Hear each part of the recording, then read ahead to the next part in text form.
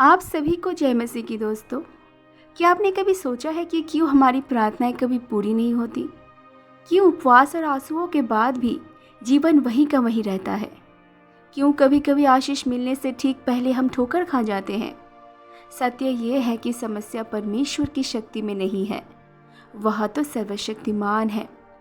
समस्या अक्सर हमारी आत्मा की स्थिति में होती है। जब हम परमेश्वर की योजना के विपरीत चलते हैं, तब हम अनजाने में अपने ही भविष्य को देर कर देते हैं।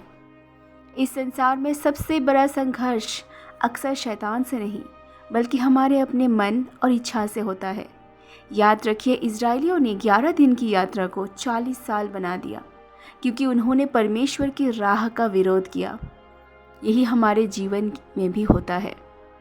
आज का ये संदेश दोस्तों आपको 7 ऐसे चिन्ह दिखाएगा जिससे आप समझ पाएंगे कि कहीं आप भी तो परमेश्वर की योजना से नहीं लड़ रहे। नंबर 1, आत्मा में अशांति।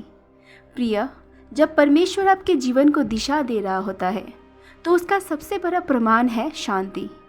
बाइबल कहती है, और परमेश्वर की शांति तुम्हारे हृदय और मन की रक्षा करेगी। फिलिपियो 4:7 में लिखा गया है। लेकिन जब आप उसके मार्ग से हटते हैं तो भीतर से बेचैनी शुरू हो जाती है। ना नौकरी से शांति मिलती है, ना रिश्तों से, ना ही धन से। आप मुस्कुराते हैं पर अंदर खालीपन होता है। ये पहला संकेत है कि आप परमेश्वर के साथ नहीं बल्कि उसके विरुद्ध खड़े हैं। नंबर 2, बार बार एक ही चक्कर काटना।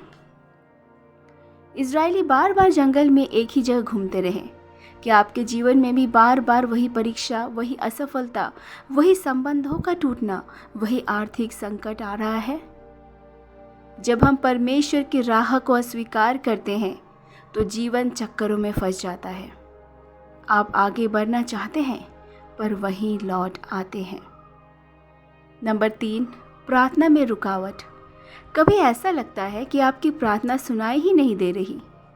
आप रोते हैं, पुकारते हैं, उपवास करते हैं, लेकिन स्वर्ग मौन रहता है। बाइबल कहती है, देखो, यहोवा का हाथ छोटा नहीं कि वह बचा ना सके, ना उसका कान भारी है कि वह सुन न सके, परंतु तुम्हारे अधर्म ही तुम्हारे और तुम्हारे परमेश्वर के बीच आ गए हैं। यशायाह 59:1 और 2 में लिखा गया है। यदि प्रार्थना का उत्तर नहीं आ रहा है दोस्तों, तो ये संकेत है कि आप उसकी योजना से लड़ रहे हैं। नंबर 4, लगातार असंतोष। चाहे आपको कितना भी मिले, नई नौकरी, नया घर, नया संबंध, फिर भी आप असंतुष्ट रहते हैं। ये असंतोष अक्सर ये दर्शाता है कि आप परमेश्वर की बुलाहट से हटकर कुछ और पीछा कर रहे हैं। नंबर 5, दरवाज़ों का बंद होना। परमेश्वर कभी कभी 1-2 दरवाजे बंद करता है ताकि हमें सही मार्ग दिखाए, लेकिन यदि हर दिशा में दरवाजे बंद हो रहे हैं तो ये संकेत है कि आप गलत दिशा में जिद कर रहे हैं। बंद दरवाजे अक्सर परमेश्वर की कृपा होती है ताकि हम विनाश के रास्ते पर ना जाएं। संबंधों में लगातार टूटन। नंबर 6 पॉइंट, जब आप बार बार उन लोगों को खो देते हैं जो आपके लिए आशीष बन सकते थे, तो ये भी एक संकेत है। यूसुफ ने अपने सपने समय से पहले भाइयों को बताए और परिणाम स्वरूप अस्वीकृति और गुलामी का सामना किया। जब आप परमेश्वर की योजना से लड़ते हैं दोस्तों, तो शत्रु संबंधों को नष्ट कर देता है। नंबर 7, करवाहट और शिकायत का बढ़ना। इजरायलियों ने हर कठिनाई पर शिकायत की और शिकायत ने उन्हें प्रतिज्ञा भूमि से दूर कर दिया। प्रिय, यदि आपके जीवन में लगातार शिकायत, दोषारोपण और करवाहट है, तो समझिए आप परमेश्वर की योजना का विरोध कर रहे हैं। दोस्तों, परमेश्वर ने हमें ठोकर खाने के लिए नहीं बल्कि आशीषित होने के लिए बुलाया है, परंतु उसकी योजना में चलना आवश्यक है। आज आत्म परीक्षा का समय है। क्या आप उसकी इच्छा के अनुसार चल रहे हैं या अपनी जिद के अनुसार? क्या आप उसकी आवाज़ सुन रहे हैं या अपनी ही इच्छाओं के पीछे दौड़ रहे हैं? याद रखिए, जब आप परमेश्वर की योजना में झुकते हैं तो हर बंधन टूटता है, हर दरवाज़ा खुलता है और शांति आपके जीवन में बहने लगती है।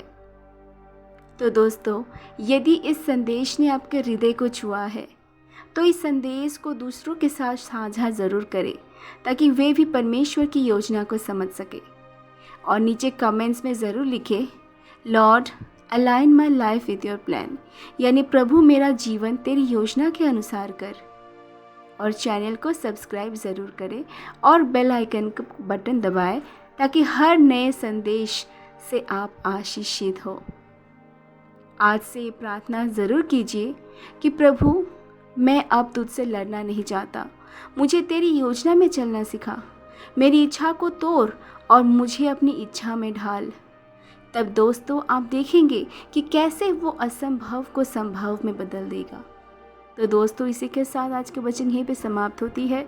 कमेंट्स में ज़रूर पिन कीजिएगा प्रार्थना का विषय, हम आप सभी के लिए दुआ करेंगे और परमेश्वर आप सभी को इस वचन पढ़ाए और सुनाए में आशीष दे।